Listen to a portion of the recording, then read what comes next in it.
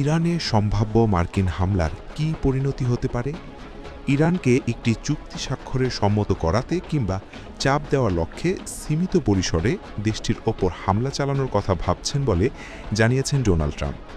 Iran যুক্তরাষ্ট্র আলোচনা চলমান থাকার মধ্যেই ডোনাল্ড ট্রাম্পের পক্ষ থেকে ঘোষণা এসেছে খুব শিগগির আগামী 10 দিনের মধ্যে যদি ইরান তার পরমাণু কর্মসূচি নিয়ে চুক্তিতে পৌঁছতে ব্যর্থ হয় তাহলে ইরানের ওপর এই হামলা চালানো হবে।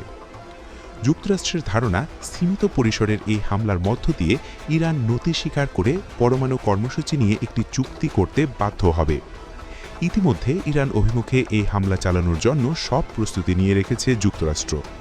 অন্যদিকে ইরানের পররাষ্ট্রমন্ত্রী জানিয়েছেন যে একটি চুক্তিতে পৌঁছতে তারা আশাবাদী। এই লক্ষ্যে তারা চুক্তির খসড়া তৈরি করেছেন এবং 2-1 দিনের মধ্যে তা যুক্তরাষ্ট্রের কাছে হস্তান্তর করা হবে।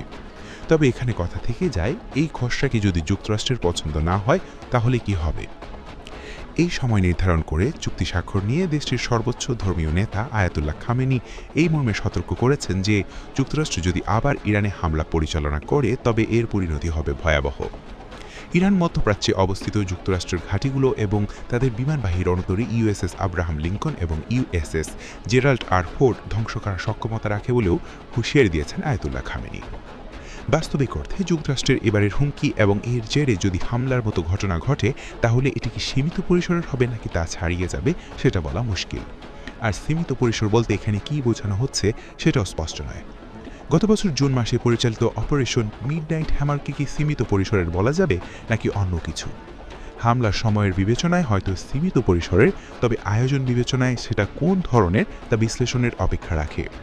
আর এবার তারা যে সাজসজ্জা করে এসছে তা কি আদৌ কোনো সীমিত পরিসরের হামলার নিশ্চয়তা দেয়?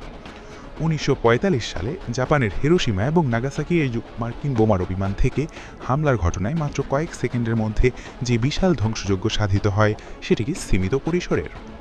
আপাতত এটা বলা যায় যে এবারের প্রস্তুতি নেহাত ইরানকে পরমাণু অস্ত্র থেকে বিরত রাখার জন্য নয়, বরং দেশটির শাসন ব্যবস্থা পরিবর্তন অন্তর্ভুক্ত থাকবে, সেই সঙ্গে প্রথাগত অস্ত্র এবং ব্যালিস্টিক ক্ষেপণাস্ত্রের মজুদ ধ্বংস করা এবং ভবিষ্যতে দেশটি যেন আর কোনো আঞ্চলিক গোষ্ঠীকে সহায়তা করে তাদের জন্য প্রক্সি হিসেবে তৈরি করতে না পারে সেটিকেও নিশ্চিত করার লক্ষ্যে পরিচালিত হবে এই হামলা।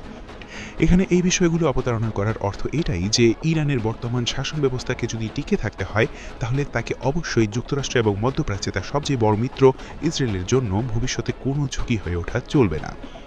এটি যদি হয় বাস্তবতা তাহলে এমন অবস্থার মধ্য দিয়ে ইরানের পররাষ্ট্রমন্ত্রী কীভাবে বললেন যে তারা দ্রুত একটি চুক্তি স্বাক্ষরের বিষয়ে আশাবাদী?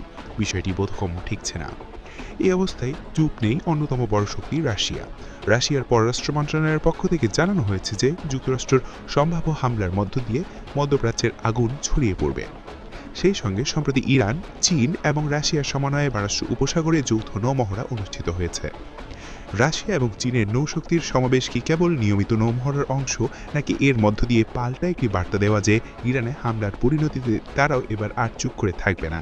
গত বছরের একতরফা মিডনাইট হ্যামারের মতো হামলা পরিচালিত হলে এবার প্রত্যাঘাত করা হবে। এই পরিস্থিতিতে বিশ্লেষকরা এটাও অনুমান করছেন যে সাম্প্রতিক সময়ে ইরান, চীন এবং রাশিয়া থেকে বিপুল পরিমাণ অত্যাধুনিক সমরাস্ত্র সংগ্রহ করেছে এবং গোপনে তাদের পরমাণু কর্মসূচিকে এগিয়ে নিয়ে পরমাণু অস্ত্র তৈরির লক্ষ্যে ইউরেনিয়াম সমৃদ্ধিকরণ কর্মসূচির উল্লেখযোগ্য অগ্রগতি অর্জন করেছে। এমন ধারণা থেকে সম্ভবত যুক্তরাষ্ট্র ইরানের উপর এ ধরনের কড়া হুঁশিয়ারি দিয়ে আসছে বলে অনেকেই মনে করছেন। এটাই যদি যুক্তরাষ্ট্রের মাথা ব্যথার মূল কারণ হয়ে থাকে, সেদিক থেকে চলমান আলোচনার প্রথম দিকটিতে উল্লেখযোগ্য অগ্রগতি অর্জিত হয়েছিল, যার মধ্য দিয়ে তারা ইরানকে তাদের ইউরেনিয়াম সমৃদ্ধিকরণ কর্মসূচি 60% নিচে ছেঁটে ফেলতে বলেছিল। সেই সঙ্গে মধ্যপ্রাচ্যের আঞ্চলিক গোষ্ঠীগুলোকে ইরান আর কোনো ধরনের সহায়তা দেবে না এই মর্মে অঙ্গীকার করতে বলেছিল। এই বিষয়গুলো নিয়ে আলোচনার মধ্যে ইরানের পক্ষ থেকে যুক্তি দিয়ে এটি জানানো হয়েছিল যে তারা পরমাণু অস্ত্র রোধকরণ চুক্তি এনপিটির স্বাক্ষরকারী দেশ এবং পরমাণু অস্ত্র তৈরির কোনো পরিকল্পনা করছে না, বরং অপরাপর দেশের মতো এর পরমাণু শান্তিপূর্ণ ব্যবহারের অধিকার রাখে। এর মধ্যে ইসরায়েলের পক্ষ থেকে চাপিয়ে দেওয়া নতুন দাবি ইরানের সব ধরনের ব্যালিস্টিক ক্ষেপণাস্ত্র ধ্বংস করতে হবে একটি নতুন ধরনের অস্বস্তি এবং অনিশ্চয়তা তৈরি করেছে। নতুন করে প্রশ্ন তুলেছে যুক্তরাষ্ট্র আসলে কার স্বার্থে কাজ করছে, ইসরায়েলের নিজের নাকি বিশ্বের শান্তির সপক্ষেই? মধ্যপ্রাচ্যের যে কোনো উত্তেজনার সঙ্গত কারণেই সারা বিশ্বের জন্য অস্থিরতার সৃষ্টি করে। সাম্প্রতিক সময়ে ইরানে যেভাবে একের পর এক অস্থিরতা দেখা দিয়েছে, এর জের ধরে তারা এক ভয়াবহ হামলার দ্বারপ্রান্তে এসে ঠেকেছে। এর রেশ কোথায় যাবে সেটা অনুমান করা দুরূহ। মধ্যপ্রাচ্য নিয়ে এতদিন ধরে চলমান ইরান নীতি অনেকটাই পরিবর্তিত হয়েছে ডোনাল্ড ট্রাম্পের সময় এসে। আগের মার্কিন সরকারগুলো ইসরায়েলকে সমর্থন দিয়ে আসলেও সরাসরি ইরানে হামলা পরিচালনার মতো এরকম অবস্থায় সৃষ্টি হয়নি। ট্রাম্পের আগের মেয়াদে কাসেম সোলাইমানির মতো ইরানি বিপ্লবী গার্ডের কমান্ডার মৃত্যুর পর থেকে মাঝে এক মেয়াদে জো বাইডেনের শাসনকাল অবসানের পর আবারও দুই পক্ষ অনেক বেশি মুখোমুখি এসে দাঁড়িয়েছে।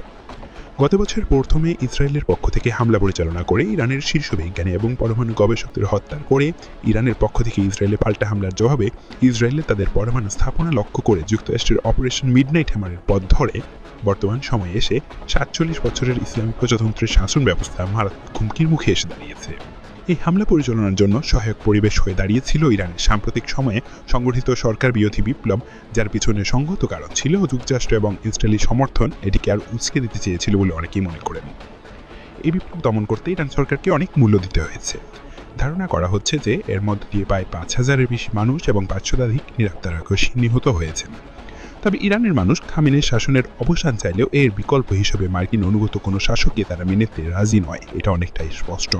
সেক্ষেত্রে যুক্তরাষ্ট্রের হামলা তা সীমিত বা বৃহৎ যে কোনো পরিসরের হোক না কেন প্রতিরোধ করতে গিয়ে ইরান সরকার যে এবার কঠিন প্রতিক্রিয়া দেখাবে সেটা অনেকটা স্পষ্ট। আর এর মধ্য দিয়ে গোটা মধ্যপ্রাচ্য জুড়ে ইরানের প্রক্সিগুলো আরও বেশি সক্রিয় হতে উঠবে এবং সরব হয়ে উঠবে ইসরায়েলও। সেক্ষেত্রে যুদ্ধটা হয়ে উঠবে যুক্তরাষ্ট্র ইসরায়েল বনাম ইরান এবং তার প্রক্সিগুলোর মধ্যে। এ ধরনের সম্ভাব্য পরিস্থিতিতে চীন এবং রাশিয়ার মতো অপরাপর বৃহৎ শক্তিগুলো এবার আগের মতো প্রতিক্রিয়াহীন থাকবে সেটা নিশ্চয়তা দেওয়া যাচ্ছে না। ইরানের গুরুত্বপূর্ণ হরমুজ প্রণালী বন্ধ হয়ে গেলে বিশ্বের ২০%-এরও বেশি তেল বাণিজ্যই কেবল বন্ধ হবে না, বন্ধ হয়ে যাবে পারস্য এবং ওমান উপসাগর তীরবর্তী দেশগুলোর বাণিজ্য এবং মুক্ত পড়বে গোটা মধ্যপ্রাচ্যের আর্থিক ব্যবস্থা।